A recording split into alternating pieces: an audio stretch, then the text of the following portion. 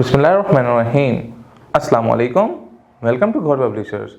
Our slogan is redefining the geography of education through digital resources for conceptual learning. My name is Asibi Amin Khan and today we are going to discuss Ghor Mathematics Grade 7 and the Unit 7. The title of Unit 7 is Algebraic Expression. Algebraic Expression में आज का जो हमारा lecture है वो exercise 7.2 पे 7.2 में question number 1 में हमें वो कह रहा है add the term to write an algebraic expression. Algebraic expression को लिखने के लिए इन टर्म्स को ऐड अप करें। तो देखें क्वेश्चन नंबर 1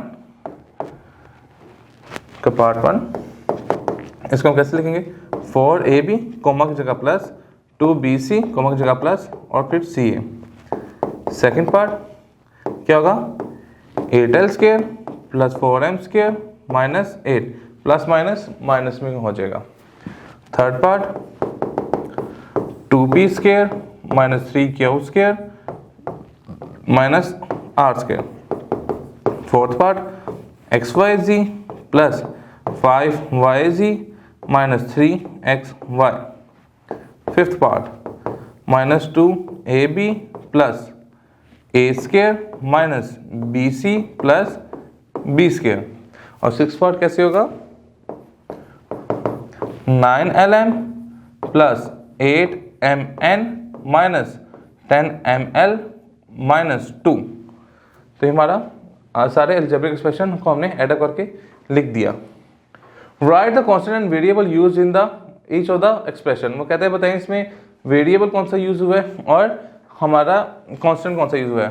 तो इसमें जो हमारा कांस्टेंट है, कांस्टेंट इसमें क्या है हमारे पास 3 और वेरिएबल हमारे पास क्या है x।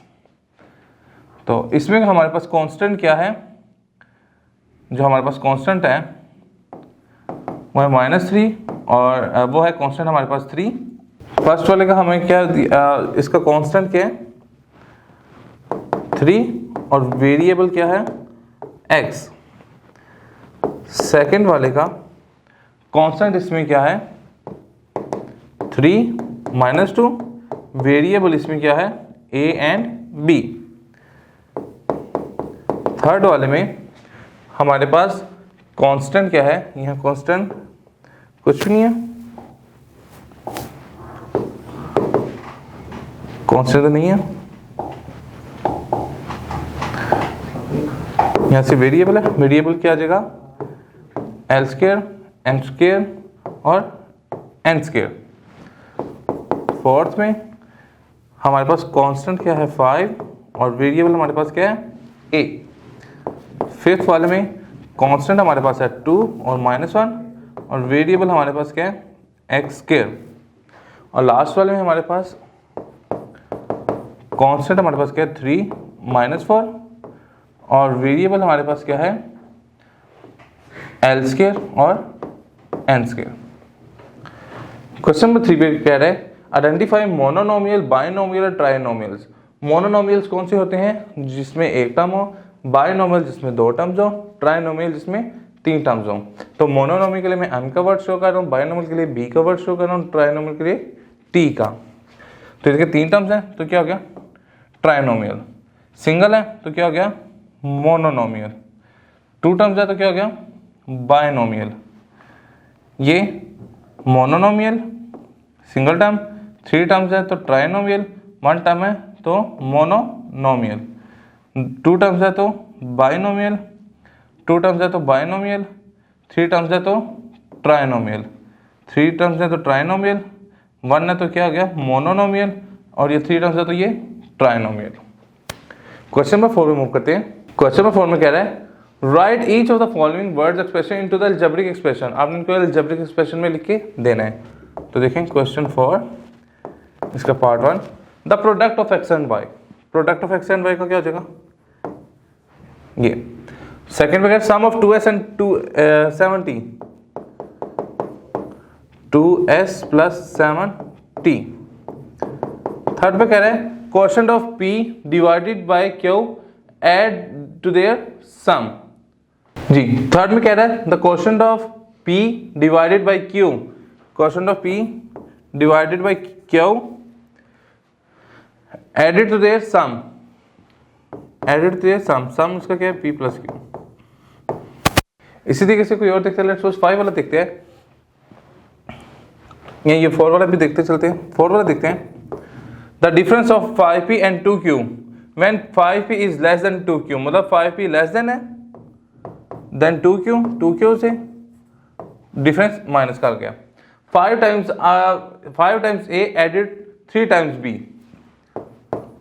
5 times a added 3 times b, the sum of m and the quotient of n divided by 5, sum of m plus quotient of n divided by 5. Right, question number 5 में कह रहा है right the coefficient base and exponent. हमने coefficient का लिखना है, base का लिखना है और एक्सपोनेंट को लिखना है। तो देखें क्वेश्चन 5 पार्ट 1, कोफिशिएंट हमने लिखनी है, हमने बेस का लिखना है और हमने एक्सपोनेंट को लिखना है जी। तो इसमें कोफिशिएंट हमारा क्या है 6, बेस हमारी क्या है x और एक्सपोनेंट हमारा क्या है, कुछ ना हो तो क्या होता है पावर 1। सेकंड वाले में हमारे पास कोफिशिएंट क्या है,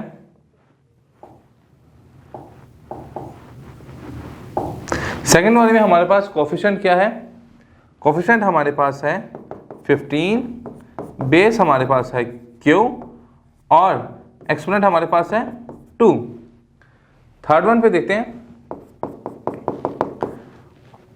कोफिशिएंट हमारे पास है 72, बेस हमारे पास है m और एक्सपोनेंट हमारे पास है 6। फोर्थ वन, कोफिशिएंट हमारे पास है 2/3, बेस हमारे पास है m और एक्सपोनेंट हमारे पास है -2। ये जो चीज़ होती है, जो पावर होती है, ये एक्सपोनेंट होती है, ये बेस होती है और ये कोफिशिएंट होता है। फिफ्थ वाले में देखते हैं, फिफ्थ वाले में कह रहे हैं कोफिशिएंट 1/3 है, बेस इसकी y है और एक्सपोनेंट इसका -8 है। सिक्स वन में देखते हैं कोफिशिएंट इसमें 16 है, बेस इसमें n है और एक्सपोनेंट इसमें 10 है। तो यही हमने पूरी एक्सरसाइज इस पे सॉल्व कर ली जी स्टूडेंट्स। तो आज का लेक्चर हमारा यहाँ पे मुकम्मल होता है। इंशाल्लाह नेक्स्ट लेक्चर में मुलाकात होगी। गौहर पब्लिशर ज्वाइन करने का शुक्रिया। अल्लाह हाफिज़।